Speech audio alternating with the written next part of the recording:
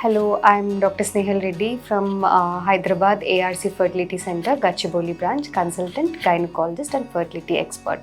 So, ఇవాళ మనం మాట్లాడుకోబోయే topic చాలా మంది అడుగుతున్నారు అబౌట్ ట్యూబల్ బ్లాక్. సో అసలు ట్యూబల్ బ్లాక్ అంటే ఏంటి, ఎలా చెక్ చేస్తాము, ఒకవేళ ట్యూబల్ బ్లాక్ ఉంటే ఫర్దర్గా ఏం చేస్తాము అనేటిది డిస్కస్ చేసుకుందాము.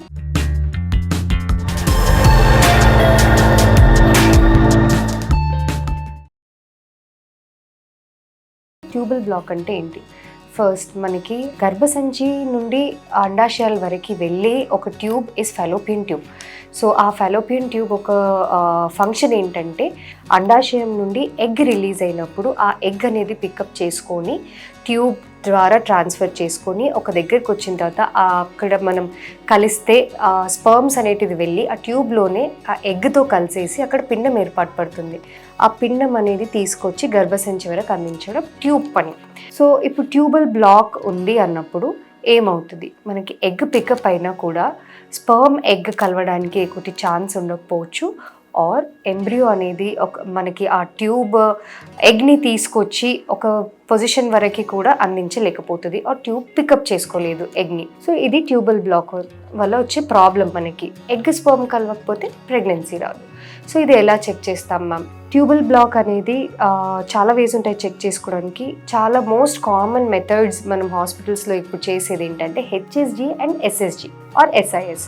సో హెచ్ఎస్జి అంటే ఏంటంటే డై ఇన్ఫ్యూజ్ చేస్తాము, డై ఇన్ఫ్యూజ్ చేసి ఎక్స్రే తీస్తాము. సో దీంట్లో ఏంటంటే మీ ట్యూబ్స్ కనిపిస్తాయి, ఫర్దర్గా మీ గర్భసంచిలో ఏదన్నా గడ్డలు ఆర్ మీ క్యావిటీ లోపలికి ఏమన్నా వస్తుంది గడ్డలాగా అనుకుంటే అవి కూడా కనిపిస్తాయి.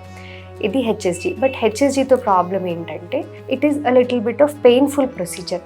ఎందుకంటే దాంట్లో మనం కొన్ని క్యాన్లాస్ పెడతాము డై పంపించడానికి. డై అనేది కొంచెం పెయిన్ఫుల్గా ఉంటుంది అండ్ కొంతమందికి డై అనేది పడదు, డై అలర్జీస్ ఉంటాయి. సో అలాంటి వాళ్ళకి వీ కెన్ అవాయిడ్ దిస్.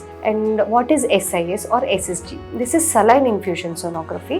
దీంట్లో ఏం చేస్తామంటే ఒక సన్న క్యాథెటర్, ఐయుఐ క్యాథెటర్తోని మనకి గర్భసంచిలోకి సలైన్ పంపిస్తాము. అలా పంపించి అల్ట్రాసౌండ్ గైడెడ్గానే రెండు సైడ్స్ నుండి ఆ సలైన్ అనేది మనకి బయటికి వస్తుందా లేదా చూసుకుంటాము. సో అలా వస్తుంది అన్నప్పుడు ట్యూబ్స్ ఆర్ ఓపెన్. లేదు రావట్లేదు అంటే అప్పుడు ట్యూబల్ బ్లాక్ అని చెప్తాము. సో ఫర్దర్గా ఏంటి దీనికి మేనేజ్మెంట్ అంటే డిపెండింగ్ అపాన్ ఆ ట్యూబ్ బ్లాక్ ఎక్కడ ఉంది, ఎంత మన అసలు దానికి సర్జరీ చేయొచ్చా, మళ్ళీ ఓపెన్ అవుతాయా లేదా అని తెలుసుకోవాలి అంటే డిహెచ్ఎల్ చేస్తాం, అంటే డయాగ్నోస్టిక్ హిస్ట్రోలాప్రోస్కోపీ. దీంట్లో this is the most gold standard treatment or diagnostic procedure for tubal block or any infertility problems. So దీంట్లో ఏం చేస్తామంటే లాప్రోస్కోపిక్గా ఫస్ట్ చూసుకుంటాము ఎలా ఉంది లోపల పరిస్థితి అనేది. తర్వాత కింద నుండి డై అనేది పంపించుకొని రెండు పక్కల నుండి వస్తుందా లేదా చూసుకుంటాము.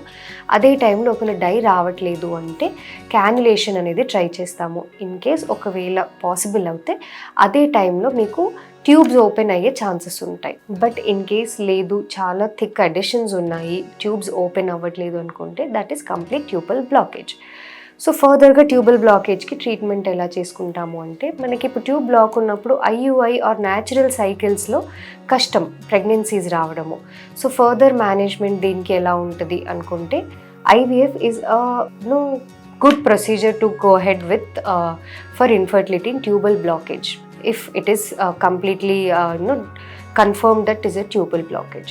సో ఐవీఎఫ్ అడ్వైస్ చేస్తాము. ఐవీఎఫ్లో ఏంటంటే మనకి ట్యూబ్తో పని ఉండదు. అప్పుడు ఎగ్స్ తీసుకుంటాము, స్పర్మ్ తీసుకుంటాము, కలిపేసి గర్భసంచిలోకి వేసేస్తాం పిండం వేస్తాం కాబట్టి this is one of the procedures we can go ahead or treatment we can go ahead for tubal blockage. Thank you.